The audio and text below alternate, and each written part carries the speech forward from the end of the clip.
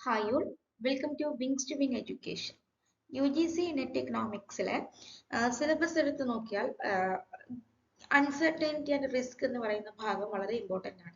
Recently ഒരുപാട് questions കണ്ടുവരുന്ന N T എക്ക് ഏറ്റവും ഫേവറബിൾ ആയിട്ട് മാറിയിട്ടുള്ള ഏറ്റവും ഇൻട്രസ്റ്റിംഗ് ആയിട്ട് മാറിയിട്ടുള്ള ഒരു ഏരിയയാണ് certainty and consumer behaviour and uncertainty and risk എന്ന് പറയുന്നത്. ആ ഒരു ഭാഗത്തെയാണ് നമ്മൾ രണ്ട് പാർട്സ് ആയിട്ട് അനലൈസ് ചെയ്യാനായിട്ട് പോകുന്നത്.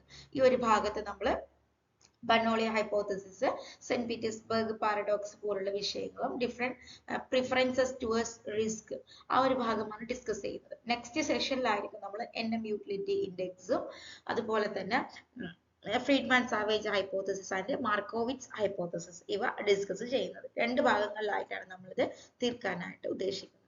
സോ നമുക്ക് ക്ലാസ്സിലേക്ക് പോവാം. Consumer behaviour under risk and uncertainty. അതായത് കൺസ്യൂമർ, നമ്മൾ ഇത്രയും സമയം കൺസ്യൂമർ ബിഹേവിയറിനെ അനലൈസ് ചെയ്തുകൊണ്ടിരുന്നത് റിസ്ക്കും അൺസർട്ടനിറ്റി ഒന്നും ഇല്ലാണ്ട് അതെല്ലാം മാറ്റിവെച്ച ഒരു സമയത്ത്, ഒരു നോർമൽ ആയ സമയത്ത് തികച്ചും റാഷണൽ ആയ ഒരു കൺസ്യൂമർ എങ്ങനെയാണ് ബിഹേവ് ചെയ്യുക എന്നുള്ളതായിരുന്നു. പക്ഷെ റിയൽ വേൾഡ് നമുക്കറിയാം, റിസ്ക്കും അൺസർട്ടനിറ്റി എല്ലാം നിറഞ്ഞിട്ടുള്ളതാണ് നമ്മുടെ റിയൽ വേൾഡ് എന്ന് പറയുന്നത്. അത്തരത്തിലുള്ള ഒരു വേൾഡിൽ റിസ്ക്കും അൺസർട്ടനിറ്റി എല്ലാം വരുമ്പോൾ ഒരു കൺസ്യൂമർ എങ്ങനെയാണ് ബിഹേവ് ചെയ്യുന്നത്, ആ ഒരു സമയത്ത് കൺസ്യൂമറുടെ ചോയ്സ് എങ്ങനെയായിരിക്കും, ആ ഒരു സമയത്ത് കൺസ്യൂമറുടെ പെരുമാറ്റം എങ്ങനെയായിരിക്കും, അത്തരത്തിലുള്ള കാര്യങ്ങളാണ് ഈ ഒരു ഭാഗത്ത് നമ്മൾ ഡിസ്കസ് ചെയ്യുന്നത്. എന്താണ് ആദ്യം നമ്മൾക്ക് നോക്കാനുള്ളതെന്ന് നോക്കാം.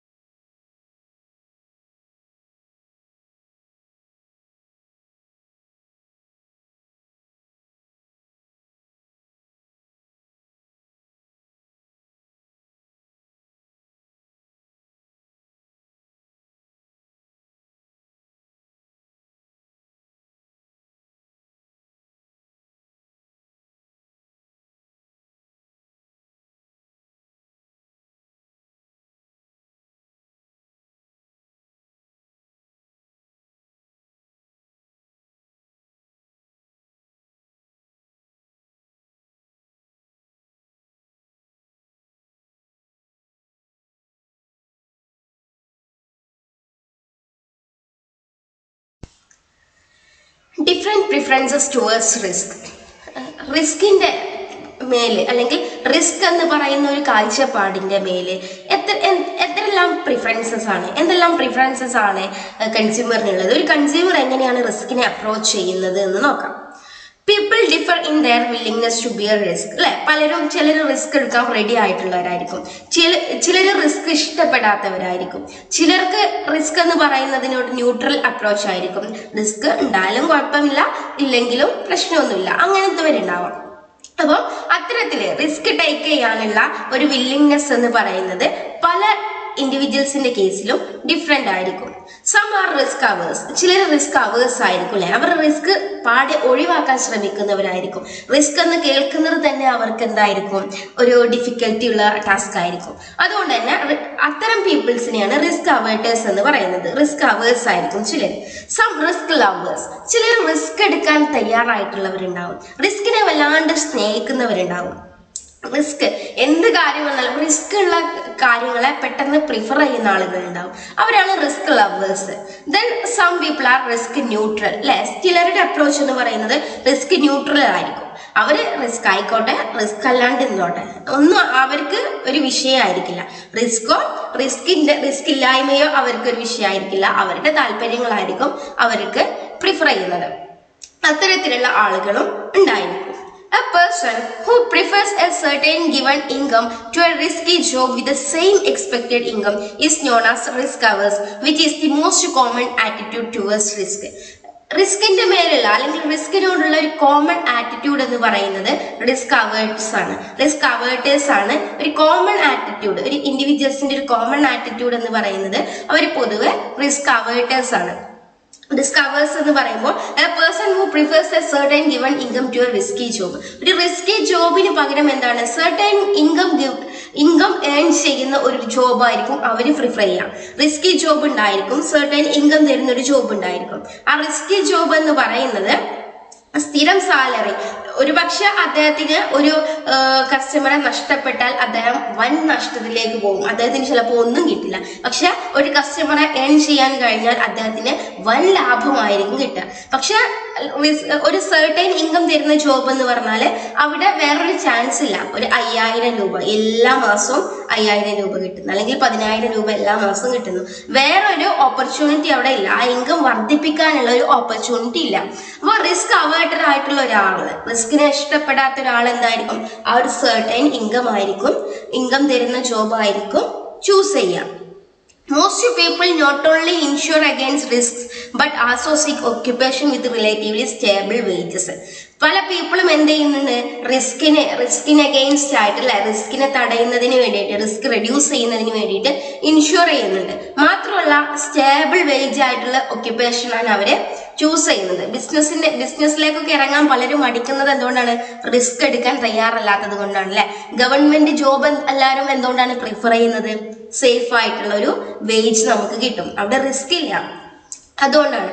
അപ്പം റിസ്ക് അവേർട്ടേഴ്സ് എന്ന് പറയുന്നത് എന്താണ്, ഒരു സർട്ടൈൻ ഇൻകം തരുന്ന ജോബ് സെലക്ട് ചെയ്യുക. അത്തരത്തില് റിസ്കിനെ പാടെ ഒഴിവാക്കുന്ന, റിസ്ക് എന്ന് എടുക്കാൻ ബിയർ ചെയ്യാൻ തയ്യാറല്ലാത്തവരെയാണ് റിസ്ക് അവേർട്ടേഴ്സ് എന്ന് പറയുന്നത്. അതിന് നേരെ ഓപ്പോസിറ്റ് ഉള്ളവരാണ് എന്ത്, റിസ്ക് ലവേഴ്സ് എന്ന് പറയുന്നത്. അവർ എന്ത് വില കൊടുത്തും എന്ത് ചെയ്യും, റിസ്ക് ഏറ്റെടുക്കാൻ തയ്യാറാവും. ഇനി ഫിഗർ നോക്കുക. Applies to a person who risk averse. Risk അവേർട്ടേഴ്സിന്റെ കേസിൽ ഇത്തരത്തിലുള്ള ഒരു ഡയഗ്രാം ആയിരിക്കും വരുന്നത്. എങ്ങനെയാണ്, എക്സ് ആക്സിസിൽ നിന്നും നോക്കുമ്പോൾ ഏത് ഷേപ്പാണ് വരുന്നത്, കോൺകേവ് ടു എക്സ് ആക്സിസ് അല്ലെ. എക്സ് ആക്സിസിനോട് കോൺകേവ് ഷേപ്പിൽ വരുന്ന ഒരു ഫിഗർ ആണ് റിസ്ക് അവേർട്ടേഴ്സിന്റെ കേസിൽ വരുന്നത്. ഇവിടെ എന്താണ്, എക്സ്പെക്റ്റഡ് ഇൻകം എന്ന് പറയുന്നത് എന്തായിരിക്കണം, ഒരു റിസ്ക് അവേർട്ടർ എന്ന് പറയുന്നത് സർട്ടൈൻ ഇൻകം, ഒരു ഗിവൺ ഇൻകം അദ്ദേഹത്തിന് കിട്ടിയാൽ ആ ഇൻകം കൊണ്ട് സാറ്റിസ്ഫൈഡ് ആവുന്ന രീതിയിലുള്ള ആളാണ് ആര്, റിസ്ക് അവേർട്ടർ എന്ന് പറയുന്നത്. അദ്ദേഹത്തിന് എത്ര ഹയർ ഇൻകം കിട്ടാൻ തയ്യാറായാലും അദ്ദേഹം എന്ത് ചെയ്യില്ല, ആ റിസ്ക് എടുക്കാൻ തയ്യാറാവില്ല. അപ്പോൾ എക്സ് ആക്സിസിന് കോൺകേവ് ഷേപ്പ് കാണിക്കുന്ന, എക്സ് ആക്സിസിൽ നിന്ന് നോക്കുമ്പോൾ കോൺകേവ് ഷേപ്പ് കാണിക്കുന്ന ഒരു ഡയഗ്രമാണ് റിസ്ക് അവേർട്ടറുടെ കേസിൽ വരുന്നത്. ദെൻ ഇത് കാണിക്കുന്നത് എന്താണ്? റിസ്ക് ലവറുടെ കേസാണ്. എക്സ് ആക്സിസിൽ നിന്നും നോക്കുമ്പോൾ ഇത് ഏത് ഷേപ്പാണ്? കോൺവെക്സ് ഷേപ്പാണ് കാണിക്കുന്നത്. ഇവിടെ റിസ്ക് ലവർ എന്താണ് ചെയ്യുക? ചെറിയ ഒരു തോതിൽ റിസ്ക് എടുക്കാനും വലിയൊരു തോതിൽ റിസ്ക് എടുക്കാനും ഒക്കെ അദ്ദേഹം തയ്യാറായിരിക്കും. ഏത് വിധേനയും റിസ്ക് എടുക്കാൻ ഈ റിസ്ക് ലവർ തയ്യാറായിരിക്കും. അതുകൊണ്ടാണ് എന്താണ് ഒരു കോൺവെക്സ് ഷേപ്പുള്ള, എക്സ് ആക്സിസിൽ നിന്ന് നോക്കുമ്പോൾ കോൺവെക്സ് ഷേപ്പുള്ള ഒരു കേർവ് ആണ് റിസ്ക് ലവറുടെ കേസിൽ വരുന്നത്. Then figure C shows the risk neutral person എങ്ങനെയായിരിക്കും? സ്ട്രെയിറ്റ് ലൈൻ ആയിരിക്കും. അദ്ദേഹത്തിന് പ്രത്യേകിച്ച് താല്പര്യങ്ങളോ കാര്യങ്ങളോ ഒന്നും ഉണ്ടായിരിക്കില്ല. അദ്ദേഹം റിസ്കിനോട് എന്തായിരിക്കും? ന്യൂട്രൽ ആയിരിക്കും. ഒരു തരത്തിലുള്ള റിസ്കിനെ ഫേവർ ചെയ്യുന്നില്ല, റിസ്കിനെ അവോയ്ഡ് ചെയ്യുന്നില്ല. റിസ്ക് വന്നാൽ വന്നു, പോയാൽ പോയി. ആ ഒരു അപ്രോച്ചാണ് ആർക്ക്? റിസ്ക് ന്യൂട്രൽ പേഴ്സൺ ഉള്ളത്. അദ്ദേഹത്തിന്റെ ഒറിജിനിലൂടെ സ്ട്രെയിറ്റ് ലൈൻ ആയിട്ട് പോകുന്ന ഒരു കേർവ് ആണ് ആർക്കുള്ളത്? റിസ്ക് ന്യൂട്രൽ പേഴ്സന്റെ കാര്യത്തിൽ ഉള്ളത്. ഇനി നോക്കാം, ഇത് സെയിം പിക്ക് തന്നെയാണ്. ഇത് റിസ്ക് അവേർട്ടറുടെ കാര്യത്തിൽ, ഇത് റിസ്ക് ലവറുടെ കാര്യത്തിൽ, ഇത് റിസ്ക് ന്യൂട്രൽ പേഴ്സന്റെ കാര്യത്തിൽ. ഈ കേർവിനെ ഒന്ന് ഐഡന്റിഫൈ ചെയ്ത് വെക്കുക. ചിലപ്പോൾ നമ്മളോട് റിസ്ക് ഏതെങ്കിലും ഒരു കേർവ് തന്നിട്ട് ഇത് ആരുടേതാണ്, ഏത് തരം പ്രിഫറൻസ് ആണെന്ന് ചോദിക്കാം. അങ്ങനെയൊക്കെ പാസ്റ്റ് ക്വസ്റ്റ്യൻ കണ്ടുവന്നിട്ടുണ്ട്. അതുകൊണ്ട് ഈ മൂന്ന് ഫിഗറും ഒന്ന് ഐഡന്റിഫൈ ചെയ്ത് വെക്കുക. Risk averter, risk lover and risk neutral person. Saint Petersburg paradox and Bernoulli's hypothesis. Saint Petersburg പാരഡോക്സും ബെർണോളി ഹൈപ്പോത്തസിസും എന്താണെന്ന് നോക്കാം. എന്താണ് ഈ കാര്യം? Daniel Bernoulli evinced great interest in the problem known as St. Petersburg paradox and tried to resolve this.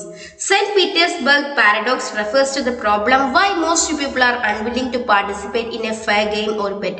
For example, offer of participating in a gamble in which a person has even chance, that is 50-50 odds of winning or losing, is a fair game.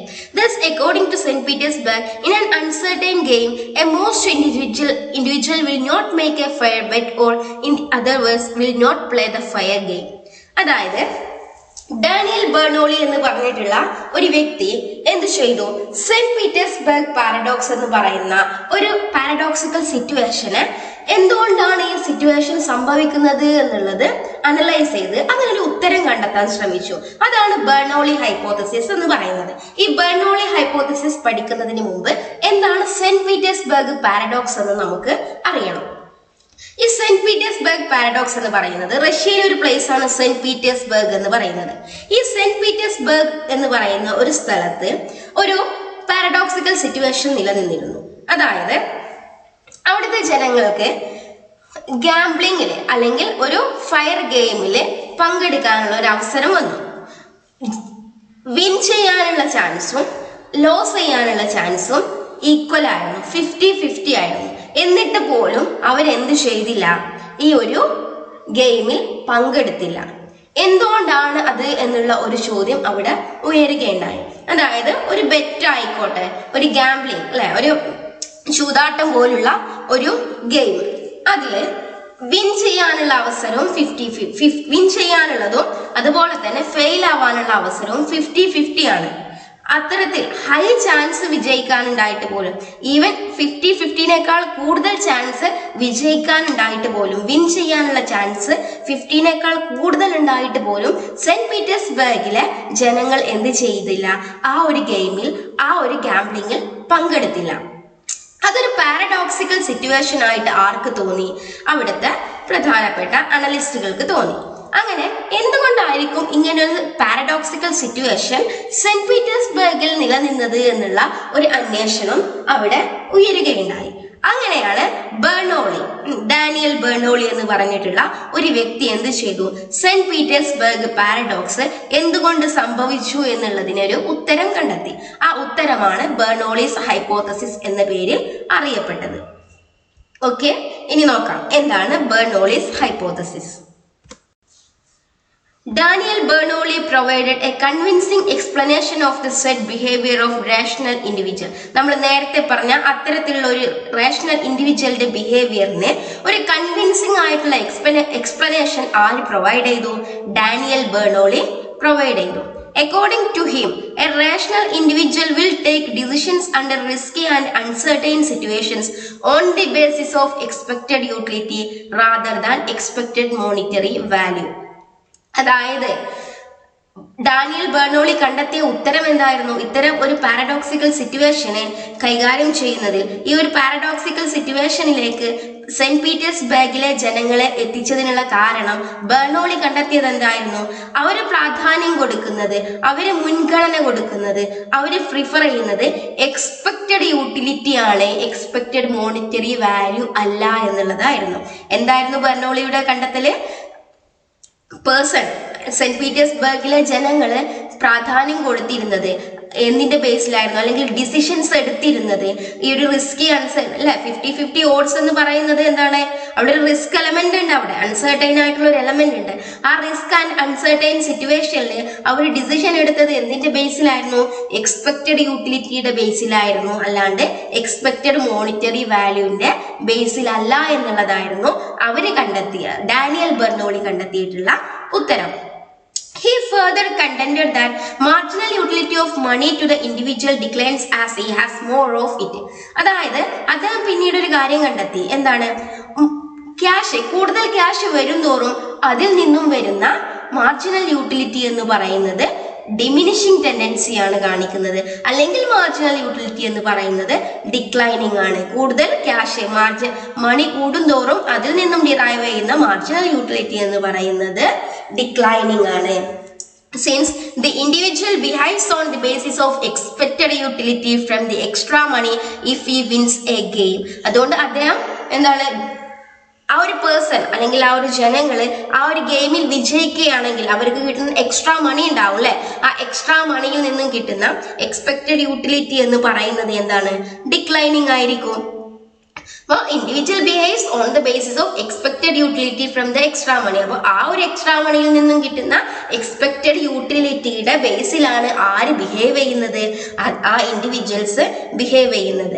The marginal utility of money to him declines as he has extra money. അല്ലെ, extra മണി കിട്ടുന്തോറും അതിൽ നിന്നും derive ചെയ്യുന്ന utility എന്ന് പറയുന്നത്, marginal utility എന്ന് പറയുന്നത് declining ആണ്. Most individuals will not play the game, that is will not make a bet. അതുകൊണ്ടാണ് മോസ്റ്റ് ഇൻഡിവിജ്വലും എന്ത് ചെയ്യാത്തത്? ഗെയിം പ്ലേ ചെയ്യാത്തത്, അല്ലെങ്കിൽ ഒരു ബെറ്റ് അവിടെ വെക്കാത്തത്. It is in this way that Bernoulli resolved the St. Petersburg paradox. ഈ ഒരു വേയിലൂടെയാണ് ഡാനിയൽ ബെർണോളി സെന്റ് പീറ്റേഴ്സ് പാരഡോക്സിനെ റീസോൾവ് ചെയ്യപ്പെട്ടിട്ടുള്ളത്. അപ്പോൾ സെന്റ് പീറ്റേഴ്സ്ബർഗ് പാരഡോക്സ് എന്ന് പറയുന്നത് എന്തായിരുന്നു? ഗാംബ്ലിംഗ് എന്ന് പറയുന്ന, അല്ലെങ്കിൽ ചൂതാട്ടം എന്ന് പറയുന്ന ഒരു ഗെയിം, ഒരു ബെറ്റ് അവിടെ നിലനിൽക്കുന്നു. ആ ബെറ്റിന് വിജയിക്കാനുള്ള ചാൻസ്, വിജയിക്കാനും ലോസ് ചെയ്യാനുമുള്ള ചാൻസ് 50-50 ആണ്. പകുതി ചാൻസ് വിജയിക്കാനുണ്ട്, പകുതി ചാൻസ് ഫെയിൽ ആവാനുണ്ട്. പക്ഷെ വിജയിക്കാനുള്ള ചാൻസ് 50യേക്കാൾ കൂടുതലായിട്ട് പോലും, 50യേക്കാൾ കൂടുതൽ ചാൻസ് ജയിക്കാനുണ്ടായിട്ട് പോലും സെന്റ് പീറ്റേഴ്സ്ബർഗ് എന്ന് പറയുന്ന പ്ലേസിലെ ജനങ്ങൾ എന്ത് ചെയ്തില്ല? ആ ഒരു ഗെയിമിൽ പാർട്ടിസിപ്പേറ്റ് ചെയ്തില്ല. അതിനുള്ള ഉത്തരമായിട്ട് ഡാനിയൽ ബെർണോളി കണ്ടെത്തിയത് എന്തായിരുന്നു? അത്തരം ജനങ്ങൾ റിസ്കി ആൻഡ് അൺസർട്ടൈൻറ്റി സിറ്റുവേഷനിൽ ഡിസിഷൻസ് എടുക്കുന്നത് എന്തിന്റെ ബേസിലാണ്? എക്സ്പെക്റ്റഡ് യൂട്ടിലിറ്റിയുടെ ബേസിലാണ്, അല്ലാണ്ട് എക്സ്പെക്റ്റഡ് മോണിറ്ററി വാല്യൂവിന്റെ ബേസിസിലല്ല. അതുകൊണ്ടാണ് അവർ അത്തരം ഗാംബ്ലിങ്ങിലൊന്നും പങ്കെടുക്കാത്തത്. കാരണം അവർ വിൻ ചെയ്താൽ അതിൽ നിന്നും ഡിറൈവ് ചെയ്യുന്ന, അവർക്ക് കിട്ടുന്ന ക്യാഷിൽ നിന്നും ഡിറൈവ് ചെയ്യുന്ന മാർജിനൽ യൂട്ടിലിറ്റി എന്ന് പറയുന്നത് ഡിക്ലൈനിങ് ആണ്. അതുകൊണ്ടാണ് അവരതിൽ പങ്കെടുക്കാത്തത്. ഇതാണ് സെന്റ് പീറ്റേഴ്സ്ബർഗ് പാരഡോക്സും. ഈ സെന്റ് പീറ്റേഴ്സ്ബർഗ് പാരഡോക്സിനെ ഡാനിയൽ ബെർണോളി റിസോൾവ് ചെയ്ത രീതിയെയാണ് ബെർണോളി ഹൈപ്പോത്തസിസ് അല്ലെങ്കിൽ എക്സ്പെക്റ്റഡ് യൂട്ടിലിറ്റി ഹൈപ്പോത്തസിസ് എന്നും പറയുന്നത്. ബെർണോളി ഹൈപ്പോത്തസിസ് കംപ്ലീറ്റ് ആവണമെങ്കിൽ ആ ഹൈപ്പോത്തസിസിനെ നമുക്കൊരു ഗ്രാഫിക്കൽ റെപ്രസെന്റേഷനിലൂടെ അവതരിപ്പിക്കണം. അപ്പോൾ എങ്ങനെയാണ് ബെർണോളിയുടെ ഈ ഒരു ഹൈപ്പോത്തസിസ്, നമ്മൾ കണ്ടെത്തിയ എക്സ്പെക്റ്റഡ് യൂട്ടിലിറ്റിക്കാണ് പ്രാധാന്യം, അല്ലെങ്കിൽ എക്സ്പെക്റ്റഡ് മോണിറ്ററി വാല്യൂവിനല്ല, കാരണം മാർജിനൽ യൂട്ടിലിറ്റി എന്ന് പറയുന്നത് ഡിമിനിഷിംഗ് ആണ് എന്നുള്ള ബെർണോളി ഹൈപ്പോത്തസിസ്, ആ ഒരു കാര്യം ബെർണോളി അവതരിപ്പിച്ചിട്ടുള്ള ആ ഒരു ഫൈൻഡിങ്സ് എങ്ങനെയാണ് ഗ്രാഫിക്കലി റെപ്രസെന്റ് ചെയ്യുന്നത് എന്ന് നോക്കാം. ഈ ഗ്രാഫ് കാണിക്കുന്നത് ബെർണോളി ഹൈപ്പോത്തസിസ് ആണ്. ഇവിടെ consider figure in which on the x-axis the quantity of money and on the y-axis marginal utility of money to an individual are measured. ഇവിടെ x-axisൽ എന്താണ് മെഷർ ചെയ്യുന്നത്? നമ്മുടെ ക്വാണ്ടിറ്റി ഓഫ് മണിയാണ് x-axisൽ മെഷർ ചെയ്യുന്നത്. എത്രയാണ് ഒരു ഇൻഡിവിജ്വലിന്റെ മണി, ക്വാണ്ടിറ്റി ഓഫ് മണിയാണ് മെഷർ ചെയ്യുന്നത്.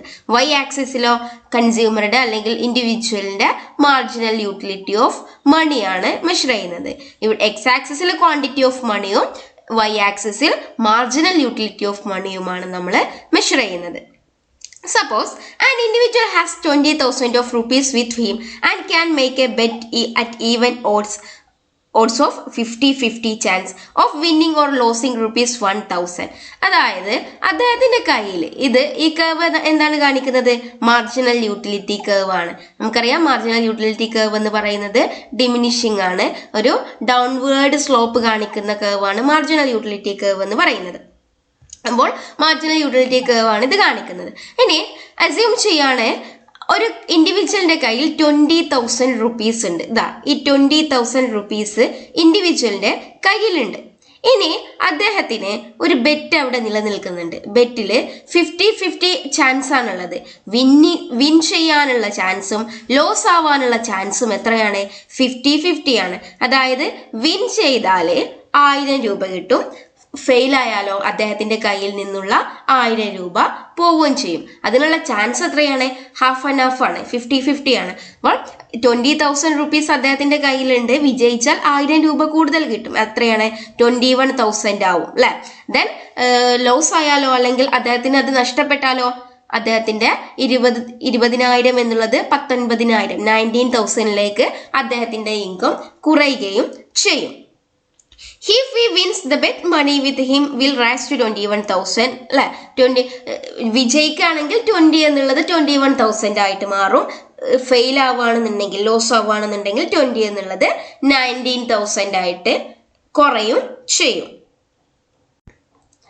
If as a result of an increase in money with him, his expected marginal utility of money declines, then the expected marginal utility of extra 1,000 rupees to him, which is depicted by the rectangle CDFE, is less than the extra marginal utility of the previous 1,000, that is 20,000 rupees, which is measured by the rectangle ABDC.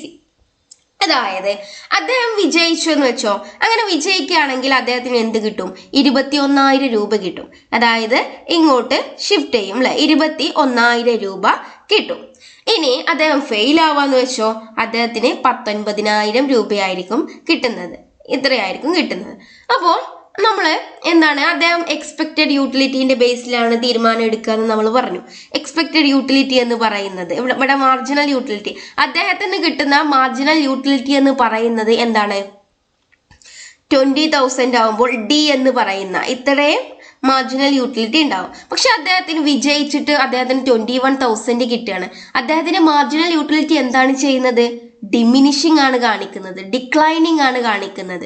പക്ഷെ fail ആയാല് അദ്ദേഹത്തിന് 19,000 രൂപയാണ് കിട്ടുന്നത്. അപ്പോൾ അതിന്റെ marginal utility എന്ന് പറയുന്നത് higher ആണ്. ഇനി നോക്കുക, അദ്ദേഹം വിൻ ചെയ്യാണ് എന്നുണ്ടെങ്കിൽ, ബെറ്റിൽ വിൻ ചെയ്യാണ് എന്നുണ്ടെങ്കിൽ അദ്ദേഹത്തിന് കിട്ടുന്ന കൂടുതൽ വരുമാനം 21,000 ആണ്. അതിൽ നിന്നും കിട്ടുന്ന മാർജിനൽ യൂട്ടിലിറ്റി, എക്സ്ട്രാ യൂട്ടിലിറ്റി എന്ന് പറയുന്നത് എത്രയാണ്? CDFE എന്ന് പറയുന്ന ഈ ഒരു ഭാഗമാണ് അദ്ദേഹത്തിന് കിട്ടുന്നത്. ഇനി അദ്ദേഹം ഫെയിൽ ആയാലോ, ABDC എന്ന് പറയുന്ന ഈ ഭാഗമാണ്. ഈ ABDC is greater than CDFE എന്നുള്ളതാണ്. അതായത് വിൻ ചെയ്താൽ പോലും അദ്ദേഹത്തിന്റെ പ്രസന്റ് ഇൻകത്തിനേക്കാൾ കുറവാണ് മാർജിനൽ യൂട്ടിലിറ്റി കിട്ടുന്നത്. സംതൃപ്തിയാണല്ലോ യൂട്ടിലിറ്റി എന്ന് പറയുന്നത്. പിന്നെ എന്തിന് അദ്ദേഹം ഈ ഒരു ബെറ്റിൽ പങ്കെടുക്കണം എന്നുള്ളതാണ് ഡാനിയൽ ബെർണോളി കണ്ടെത്തിയിട്ടുള്ളത്. അദ്ദേഹത്തിന്റെ പ്രസന്റ് ഇൻകത്തിൽ നിന്നാണ് അദ്ദേഹത്തിന് കൂടുതൽ യൂട്ടിലിറ്റി കിട്ടുന്നത്. എന്തിനേക്കാളും അദ്ദേഹം വിജയിച്ച് കൂടുതൽ ഇൻകം നേടിയാൽ കൂടി ഇപ്പോൾ പ്രസന്റ് കിട്ടുന്ന യൂട്ടിലിറ്റി അത്രത്തോളം കിട്ടില്ല. ആ ഒരു യൂട്ടിലിറ്റിയിൽ കുറവേ സംഭവിക്കുന്നുള്ളൂ. പിന്നെ എന്തുകൊണ്ട് ഈ ഒരു ഇൻഡിവിജ്വൽ അത്തരത്തിലുള്ള ഒരു ഗാംബ്ലിങ്ങിൽ അല്ലെങ്കിൽ ഒരു ബെറ്റിൽ പങ്കെടുക്കണം എന്നുള്ള ക്വസ്റ്റ്യൻ ആണ്, എന്നുള്ള ഒരു ആൻസർ ആണ് ആര് കണ്ടെത്തിയിട്ടുള്ളത്? ഡാനിയൽ ബെർണോളി സെന്റ് പീറ്റേഴ്സ്ബർഗ് പാരഡോക്സിന് കണ്ടെത്തിയിട്ടുള്ളത്. അതാണ് നമ്മളിവിടെ ഗ്രാഫിക്കലി അനലൈസ് ചെയ്തിട്ടുള്ളത്. Thus, given the diminishing marginal utility of money, the expected gain in utility is less than the expected loss of utility from 1000 rupees involved in the bet. A rational individual will therefore not make a bet with 50-50 odds. അതായത് ഒരു rational individual ആ 50-50 ods അവിടെ നിലനിന്നിട്ട് പോലും ആ ഒരു ബെറ്റിൽ പങ്കെടുക്കുന്നില്ല. കാരണം എന്താണ്? അദ്ദേഹം വിൻ ചെയ്താലേ അദ്ദേഹത്തിന് കിട്ടുന്ന എക്സ്ട്രാ മണിയിൽ നിന്നും കിട്ടുന്ന മാർജിനൽ യൂട്ടിലിറ്റി എന്ന് പറയുന്നത് കുറവാണ്. പക്ഷെ അദ്ദേഹം ഫെയിൽ ആയാൽ അദ്ദേഹത്തിന്റെ കയ്യിൽ നിന്നും നഷ്ടപ്പെടുന്ന ആ 1000 രൂപയിൽ നിന്നും കിട്ടുന്ന യൂട്ടിലിറ്റി എന്ന് പറയുന്നത് കൂടുതലാണ്. അതായത് അദ്ദേഹത്തിന് ലോസ് സംഭവിച്ചാൽ അദ്ദേഹത്തിന് 1000 രൂപ അവിടെ കുറയും. ആ 1000 രൂപയിൽ നിന്നും അദ്ദേഹത്തിന് നഷ്ടമാവുന്ന മാർജിനൽ യൂട്ടിലിറ്റി എന്ന് പറയുന്നത് വളരെ കൂടുതലാണ്. എന്തിനേക്കാളും വിൻ ചെയ്തിട്ട് കിട്ടുന്ന 1000 രൂപയിൽ നിന്നും കിട്ടുന്ന മാർജിനൽ യൂട്ടിലിറ്റിനേക്കാളും കൂടുതൽ മാർജിനൽ യൂട്ടിലിറ്റി അദ്ദേഹത്തിന് എവിടെ നഷ്ടപ്പെടുന്നുണ്ട്? അദ്ദേഹം ലോസ് ആയാൽ നഷ്ടപ്പെടുന്നുണ്ട്. അതുകൊണ്ട് തന്നെ മാർജിനൽ യൂട്ടിലിറ്റി നഷ്ടപ്പെടാനുള്ള ചാൻസ് ആണ് അദ്ദേഹത്തിന് കൂടുതലുള്ളത്. അതുകൊണ്ടാണ് അദ്ദേഹം എന്ത് ചെയ്യുന്നത്? ആ 50-50 ഓഡ്സ് അവിടെ നിലനിന്നിട്ട് പോലും ആ ഒരു ബെറ്റിൽ അദ്ദേഹം പങ്കെടുക്കാത്തത്.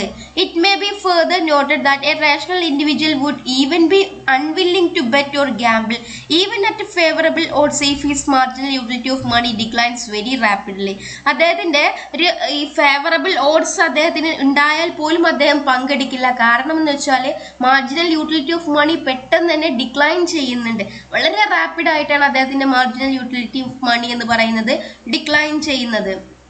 The individual behaves rationally in the sense that he will behave on the basis of expected gains and losses of utility from winning and losing money through gambling. അദ്ദേഹം ഒരു ഗാംബ്ലിങ്ങിലൂടെ അദ്ദേഹത്തിന് കിട്ടുന്ന അല്ലെങ്കിൽ ഒരു വ്യക്തിക്ക് കിട്ടുന്ന വിൻ ചെയ്യുന്ന ലോസ് ചെയ്താലും ലഭിക്കുന്ന മണീനേക്കാളും ക്യാഷിനേക്കാളും അവർ നോക്കുന്നത് ആ ക്യാഷിൽ നിന്നും കിട്ടുന്ന യൂട്ടിലിറ്റി, ആ ക്യാഷിൽ നിന്നും നഷ്ടമാകുന്ന യൂട്ടിലിറ്റിയാണ് കൂടുതലെങ്കിൽ അവർ ആ ബെറ്റിലോ ആ ഗാംബ്ലിങ്ങിലോ പങ്കെടുക്കില്ല. ഇനി വിൻ ചെയ്താൽ കിട്ടുന്ന ക്യാഷിൽ നിന്നും ഡിറൈവ് ചെയ്യുന്ന മാർജിനൽ യൂട്ടിലിറ്റിയാണ് കൂടുതലെങ്കിൽ അവർ ആ ബെറ്റിൽ പങ്കെടുക്കും. അതുകൊണ്ട് മാർജിനൽ യൂട്ടിലിറ്റി ഏതിൽ നിന്നാണോ ഡിറൈവ് ചെയ്യുന്നത് അതിനനുസരിച്ചിരിക്കും അവരുടെ തീരുമാനം എന്ന് പറയുന്നത്. മാർജിനൽ യൂട്ടിലിറ്റി ഡിമിനിഷിംഗ് ആയതുകൊണ്ട് തന്നെ അവർക്ക് എന്ത് ചെയ്യില്ല? ആ ഒരു ബെറ്റിൽ പങ്കെടുക്കാൻ കഴിയില്ല. Although Bernoulli's hypothesis that individual decisions to participate in a gamble or not depends on his expected utility rather than expected money value of the game. അതുകൊണ്ട് തന്നെ ബെർണോളിയുടെ ഫൈനൽ ഫൈൻഡിങ്സ് എന്ന് പറയുന്നത് എന്താണ്? പീപ്പിൾ പ്രിഫർ ചെയ്യുന്നത് എക്സ്പെക്റ്റഡ് യൂട്ടിലിറ്റി ആണ് rather than expected money value. Expected money വാല്യൂവിനേക്കാളും 1000 രൂപ അധികം കിട്ടും, 2000 രൂപ അധികം കിട്ടും എന്നൊന്നും അല്ല അവർ ചിന്തിക്കുന്നത്. അവർ ചിന്തിക്കുന്നത് എന്താണ്? 1000 രൂപ അധികം കിട്ടിയാൽ അതിൽ നിന്നും എത്ര യൂട്ടിലിറ്റി കിട്ടും, 1000 രൂപ നഷ്ടപ്പെട്ടാൽ അതിൽ നിന്നും എത്ര യൂട്ടിലിറ്റി കിട്ടും, എത്ര സംതൃപ്തി കിട്ടും. അങ്ങനെ ആ സംതൃപ്തി ഏതാണോ കൂടുതൽ, ആ സംതൃപ്തി ഏതിലാണോ കൂടുതൽ അതിനനുസരിച്ചായിരിക്കും അവരുടെ തീരുമാനം വരുന്നത്. മാർജിനൽ യൂട്ടിലിറ്റി ഡിമിനിഷിംഗ് ആയതുകൊണ്ട് തന്നെ അവരുടെ മാർജിനൽ യൂട്ടിലിറ്റി ഏതിലായിരിക്കും കൂടുതൽ, സംതൃപ്തി ഏതിലായിരിക്കും കൂടുതൽ? അദ്ദേഹം ലോസ് ചെയ്യുന്ന മണിക്കായിരിക്കും യൂട്ടിലിറ്റി കൂടുതൽ. അതുകൊണ്ട് യൂട്ടിലിറ്റി അദ്ദേഹത്തിന് നഷ്ടപ്പെടാനാണ് ചാൻസ്. അതുകൊണ്ടാണ് അദ്ദേഹം ആ ഒരു വ്യക്തി, ഒരു ഇൻഡിവിജ്വൽ സെന്റ് പീറ്റേഴ്സ്ബർഗ് ഞങ്ങൾ എന്തിൽ പങ്കെടുക്കാത്തത്? ഫേവറബിൾ ഓഡ്സ് ഉണ്ടായിട്ട് പോലും ഈ ഒരു ഗാംബ്ലിങ്ങിൽ അല്ലെങ്കിൽ ബെറ്റിലൊന്നും പങ്കെടുക്കാത്തത് എന്നുള്ളതാണ് ബെർണോളിയുടെ വിശദീകരണം. Further, Bernoulli's main point that an individual consider expected utility from the extra money rather than monetary value of the gain itself has found wide acceptance among economists. Bernoulli കണ്ടെത്തിയ ഈ ഒരു കാര്യം, ഏത് കാര്യം? എക്സ്പെക്റ്റഡ് യൂട്ടിലിറ്റി ാണ് പ്രാധാന്യം കൊടുക്കുന്നത്, അല്ലാണ്ട് എക്സ്പെക്റ്റഡ് മണിക്കല്ല എന്നുള്ള ആ ഒരു തീം എക്കണോമിക്സിന്റെ ഇടയിൽ വൈഡ് അക്സെപ്റ്റൻസ് കിട്ടി. പല എക്കണോമിക്സുകളും അതിനെന്ത് ചെയ്തു? അക്സെപ്റ്റ് ചെയ്തു. However, a major drawback of Bernoulli's expected utility hypothesis is that it assumes cardinally measurable utility, which economists today find it difficult to believe. അതായത് എങ്കിൽ പോലും വൈഡ് അക്സെപ്റ്റൻസ് ഒക്കെ കിട്ടി. എന്തിന്? ബെർണോളിയുടെ ഈ ഒരു കണ്ടെത്തലിന് വലിയൊരു അക്സെപ്റ്റൻസ്, വലിയൊരു അവകാശം എവിടെ കിട്ടി? എക്കണോമിസ്റ്റുകളുടെ ഇടയിൽ കിട്ടി. പക്ഷെ അതിന്റെ മെയിൻ ഡ്രോബാക്ക് ആയിട്ട് ഉള്ളത് എന്തായിരുന്നു? ബെർണോളിയുടെ യൂട്ടിലിറ്റി എന്ന് പറയുന്നത് കാർഡിനലി മെഷർ ചെയ്യാൻ പറ്റുന്ന തരത്തിലായിരുന്നു. നമുക്കറിയാം സംതൃപ്തി എന്ന് പറയുന്നത് നമ്പർ വെച്ചിട്ട് മെഷർ ചെയ്യുക എന്ന് പറയുന്നത് ഇന്നത്തെ കാലത്ത് ബിലീവ് ചെയ്യാൻ ഡിഫിക്കൽട്ട് ആയിട്ടുള്ള ഒരു ടാസ്ക് ആണ്. അപ്പോൾ ആ ഒരു ടാസ്ക് തന്നെയായിരുന്നു ബെർണോളിയുടെ ഏറ്റവും വലിയൊരു ഡ്രോബാക്ക് ആയിട്ട് അവിടെ നിലനിന്നിരുന്നത്. J Von Neumann and Morgenstern adopted an entirely new approach to assigning numerical values to the utilities obtained from extra money by the individuals behaving in risky or uncertain situation. പിന്നീട് ഈ ഒരു drawback നിലനിൽക്കെ Newman and മോർഗൻസ്റ്റേൺ എന്ന് പറയുന്ന രണ്ട് വ്യക്തികൾ എന്ത് ചെയ്തു, ഈ ഒരു യൂട്ടിലിറ്റിക്ക് പുതിയൊരു ന്യൂമറിക്കൽ അപ്രോച്ച് കൊണ്ടുവന്നു. പുതിയൊരു ന്യൂമറിക്കൽ വാല്യൂസ് നൽകിയിട്ട് ഈ യൂട്ടിലിറ്റീനെ മെഷർ ചെയ്യാനുള്ള പുതിയൊരു അപ്രോച്ച് ഇവർ അഡോപ്റ്റ് ചെയ്തു. They showed that we can analyse the choice by an individual under risky and uncertain situation on the basis of NM utility index. ന്യൂമാനും മോർഗൻസ്റ്റേണും കൂടെ യൂട്ടിലിറ്റീനെ മെഷർ ചെയ്യുന്നതിന് വേണ്ടിയിട്ട് പുതിയൊരു അപ്രോച്ച് കൊണ്ടുവന്നു. അതാണ് NM യൂട്ടിലിറ്റി ഇൻഡെക്സ്. ഈ NM യൂട്ടിലിറ്റി ഇൻഡെക്സ് വെച്ചിട്ട് ഇൻഡിവിജ്വൽസിന് റിസ്കി ആൻഡ് അൺസർട്ടൈനിറ്റി സിറ്റുവേഷനിൽ ഇൻഡിവിജ്വൽസ് എങ്ങനെ ബിഹേവ് ചെയ്യുന്നു, അവരുടെ ചോയ്സ് എങ്ങനെയായിരിക്കും എന്നുള്ളത് ഈ ഒരു NM യൂട്ടിലിറ്റി ഇൻഡെക്സ് വെച്ചിട്ട് അനലൈസ് ചെയ്യാൻ കഴിയും, ഷോ ചെയ്യാൻ കഴിയും എന്നുള്ളതായിരുന്നു ആരുടെ കണ്ടെത്തൽ? ജെ വോൺ ന്യൂമാന്റെയും മോർഗൻസ്റ്റേന്റെയും കണ്ടെത്തൽ. എന്താണ് ഈ NM യൂട്ടിലിറ്റി ഇൻഡെക്സ് എന്ന് നമുക്കിനി ഒന്ന് പരിശോധിക്കാം. ഇത്രയും കാര്യങ്ങളാണ് ഇന്നത്തെ സെഷനിൽ നമുക്ക് ഡിസ്കസ് ചെയ്യാനായിട്ടുള്ളത്. ഇനി നെക്സ്റ്റ് സെഷനിൽ നമുക്ക് ഇതിന്റെ ബാക്കി ഭാഗം കംപ്ലീറ്റ് ചെയ്യാം. Thank you for learning.